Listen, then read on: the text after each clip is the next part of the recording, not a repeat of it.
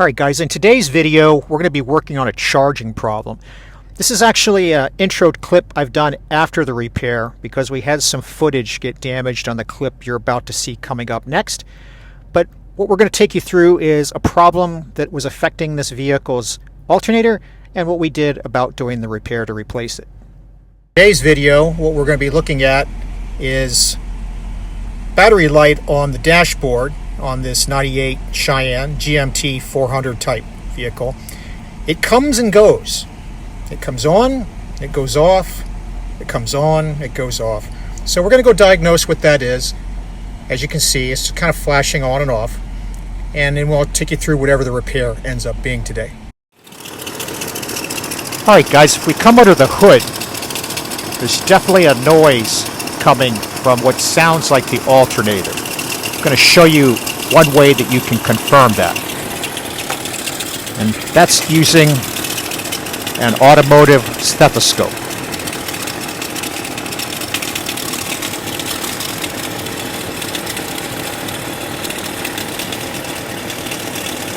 I'll put this up here so if you guys can hear it too.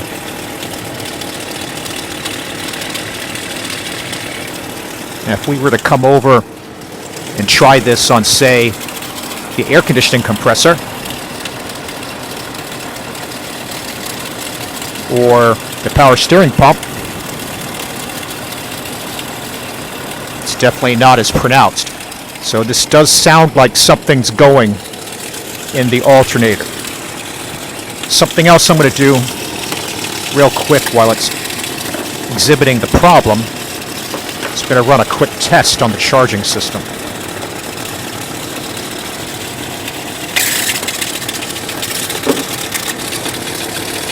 Definitely sounds like it's going. Although currently the output voltage is pretty good.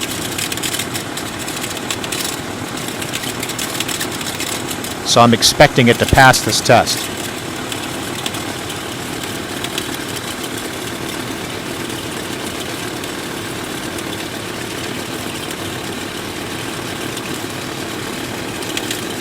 All right. I'm going to have the camera person go inside and rev it up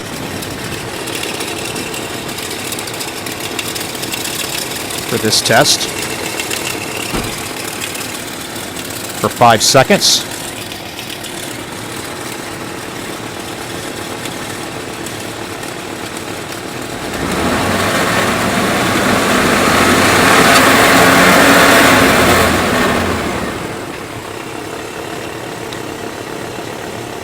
Alright, so what this kind of tells us is the alternator is putting out the right amount of juice, but it's probably a bad bearing. And at some point the friction on that bad bearing is probably creating additional drag. Let's go ahead and stop the engine. So we know this noise is coming from the alternator, even though the alternator is putting out correct voltage. At the time we're trying to do this test, I would probably have to sit here and keep trying to time this test for when that red battery light is coming on the dash, and I would probably find that it is failing when that light comes on. I think I'll start it up again. I'll see if I can catch that for you guys. If not, what we're going to go through here today is probably one of the easiest DIY jobs on these classic trucks, which is changing the alternator. Let me see if I can get a recreate of the actual problem. If not, we'll just jump right into the removal and reinstallation. All right, guys, I was unable to recreate this problem where I could get out here fast enough to run the test while the red light's on. I've got enough to condemn this part because we've got the noise and we've got the indicator light. It's enough to go ahead and swap it out. So let me start walking you through that. First thing we're going to do is we're going to take the negative battery cable off of the battery just to de-energize everything.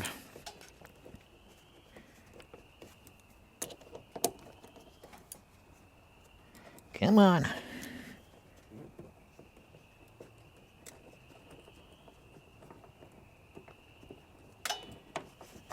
All right, set this aside where it can't make contact with the battery. The second thing we're going to do is we're going to take a 3/8 inch breaker bar, get a stool here, and we're going to take the belt off, and we're going to do that by coming down here to the tensioner, and we're going to insert the breaker bar in the tensioner. There's a little square cutout specifically for this purpose. Push it down.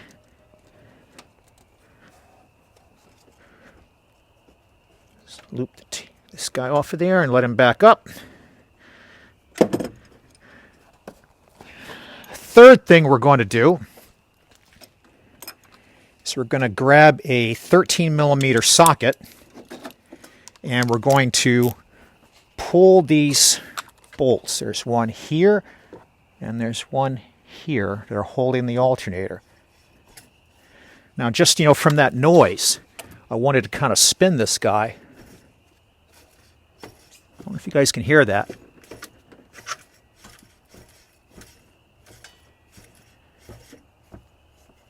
Every now and then, there's a little bit of resistance. So, just another symptom that kind of confirms that we're doing the right thing here. Let's go ahead and pull these two guys out.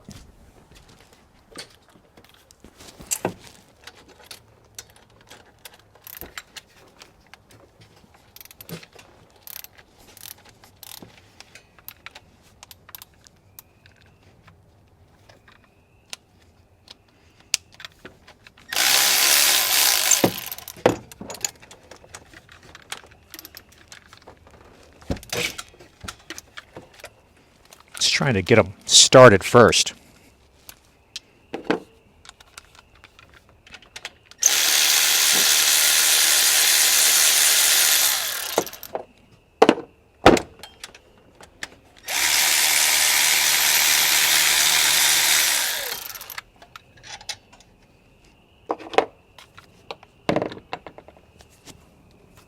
All right, now we're going to need a pry bar.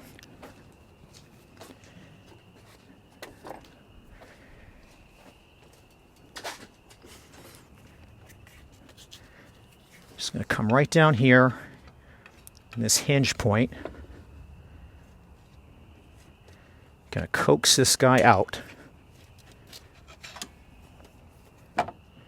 so that we can disconnect what's on the back. And then we're going to coax this side out.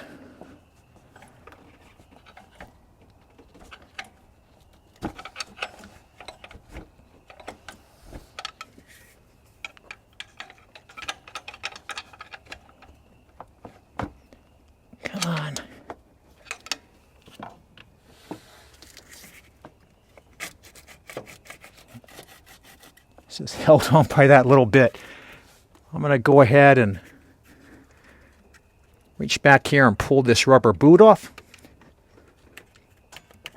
Pull it back a little bit. You guys can come in on my left side, and you can see that the battery terminal right here is held on by this little nut. And then there's a wiring harness right here. So we're going to have to pull those two off next. I believe that is a 13. It is, but we don't have enough clearance with the with the radiator hose here. Let's get a regular wrench and get that guy off. All right.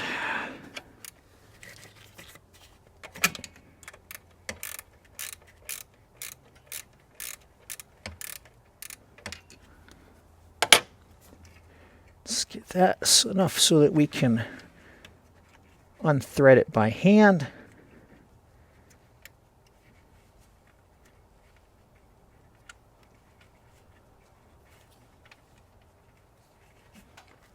What you're going to watch for is there's a lock washer under there, so you don't want to drop it. Then we can take the eyelet off, set it over here. That'll give us a little bit more clearance to try and get this guy coaxed out. I guess while we're in here too, we can go ahead and get this wiring harness right here. There's a little lift up tab.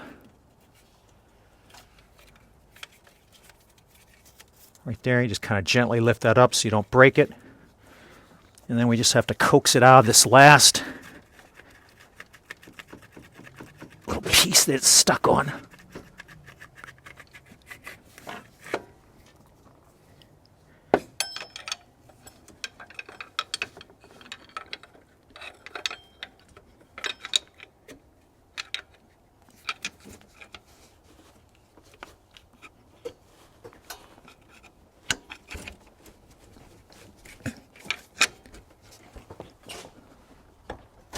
There we go.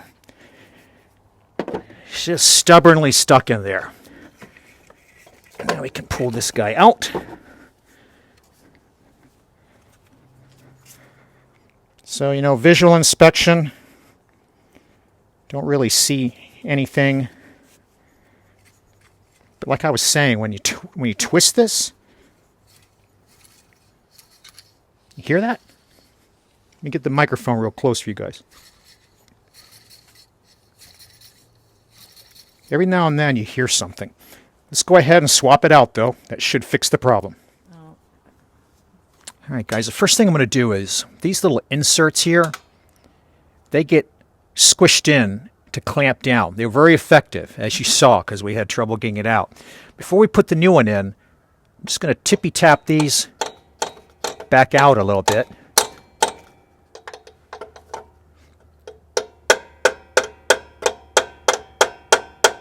Not a lot. Just enough so that we don't have a hard time sliding the replacement in. And for the replacement, we're going to be going with this unit here. It's an AC Delco 321 2155 or a GM 1924 4778. It's a remanufactured unit. At this point in the life cycle of this series of truck, that is as good as it gets. Got to figure out where the opening is on this guy. There it is. All right.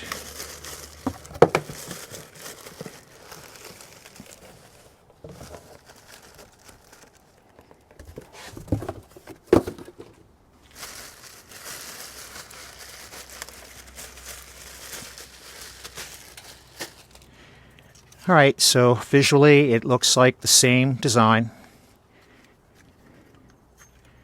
Smooth as butter. We're just going to take off this nut they had.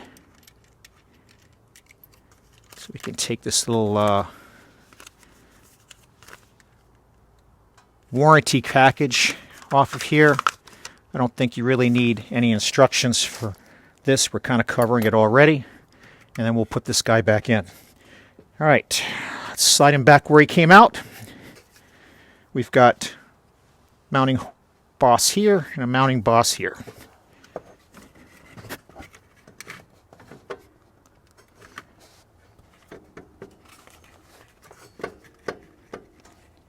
So I had hoped to get those things in so that we didn't have to push this as hard, but they are still a little bit in the way. So if I can open it up a little bit more.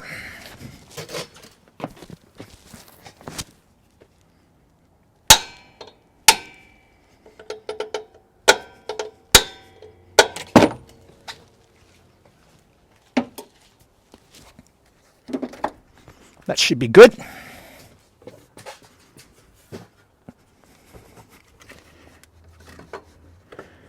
Yep, perfect. All right.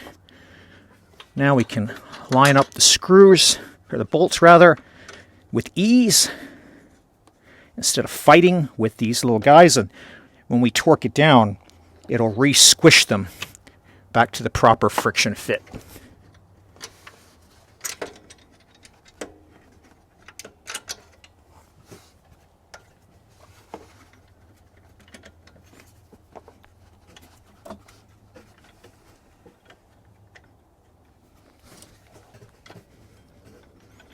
Just trying to catch the threads on this one, which I think we just did. And then we'll just snug them down with the electric ratchet.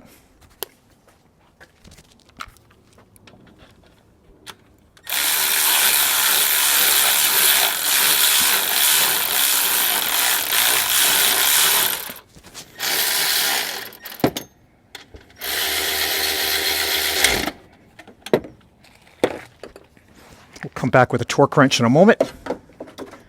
Let's go ahead and get the primary electrical connector back on. And let's get the wiring harness reconnected.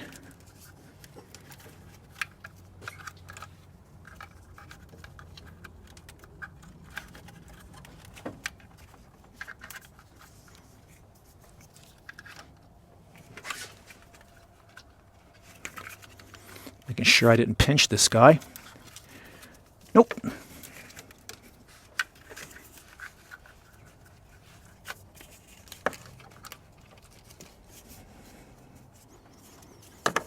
Just don't have enough light to see where this guy goes.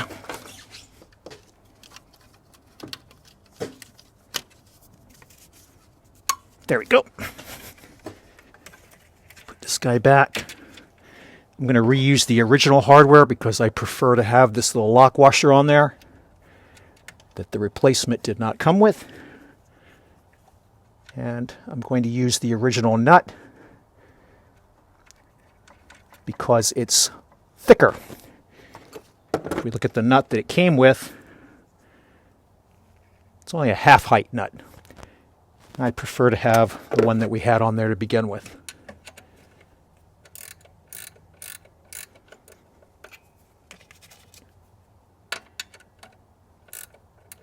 All right, last thing I got to do is grab the service manual and we'll see what the torque values are.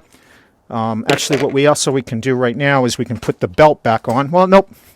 We got to have room to get the torque wrench in there. So let me go get the service manual. We'll see what the torque values are, and then we'll put the belt back on. All right, we're doing this side to 37 on the left, and left-hand side, driver's side, and the one on the right-hand side we're doing to 18. All right, in the service manual, right, they'll talk about what we went through about doing the replacement on gasoline engines. So what I covered in this video will be good for the 5-liter and the 5.7-liter Vortec. Some engines are going to have a bracket in the back. This one does not.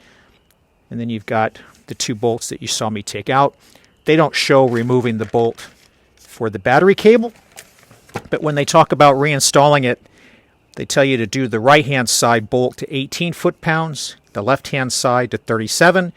If you do have that bracket in the back, this little bolt here also is 18, and then the battery terminal nut is 71 inch-pounds. All right, so we've got this back in. So now let me put the belt back on.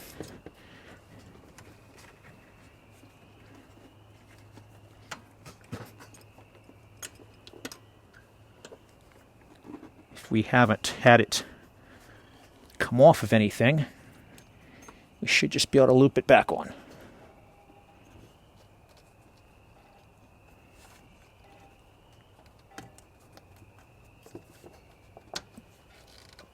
We'll start it up and we'll give it a test to make sure it's okay. Just because it's new doesn't mean it's good. Actually, guys, I just noticed right before I got up that it's a little bit crooked on the tensioner here. There we go. Now it's okay. All right, let's hook our battery back up.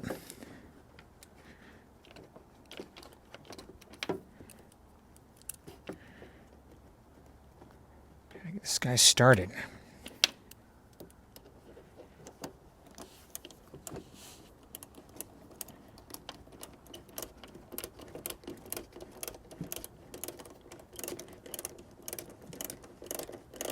And then we'll go ahead and start it up.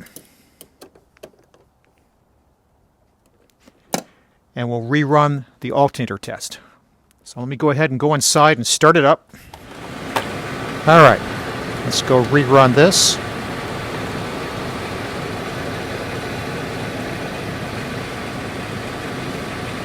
$14.5.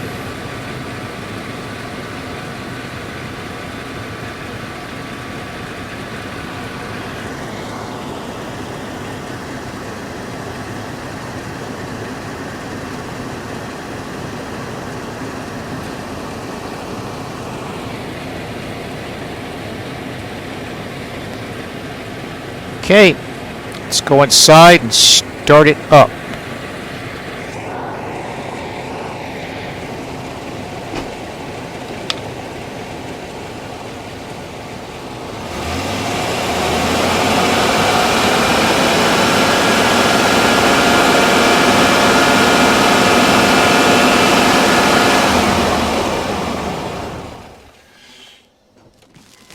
All right, so the alternator is testing okay. Let's go ahead and give it a test drive and make sure that the light's not popping on anymore. All right, guys, we did our test drive. Everything's good now. It was a good repair. A couple of points to help you out here at the end.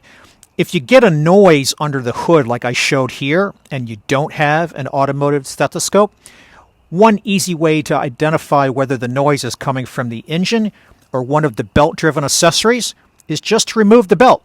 You can take the belt off, get it out of the way from the fan, restart the engine just momentarily, and see if the noise goes away.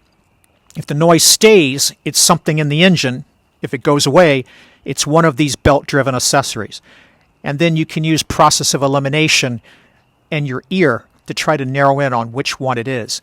In this particular engine, this Vortec V8, it's only going to be coming from either the alternator bearing, the compressor clutch bearing, the belt tensioner, the idler pulley, or the power steering pump, or in rare cases, it could also be coming from the water pump. So there's a number of things to narrow in that a stethoscope can help you with. At this point, what we had, I'm pretty confident, was a bearing either in the front or the back or both was occasionally creating enough friction where we were not getting correct rotational speed. The voltage output was dropping below what the vehicle control module wanted to see, and it would trigger the light. And then it would quickly pick back up, and the light would go out. And that's why when we would try to run the test, we couldn't catch it failing. So fortunately, we had the audible noise to help us zero in on the problem. If you have questions or comments about what we did here, leave them below, and I'll try to help. If this helped teach you how to change your own alternator on a GMT 400 truck with one of the 5.0 or 5.7 liter Vortec V8s, I'd appreciate you paying it forward by hitting that like button. And as always, thanks for watching.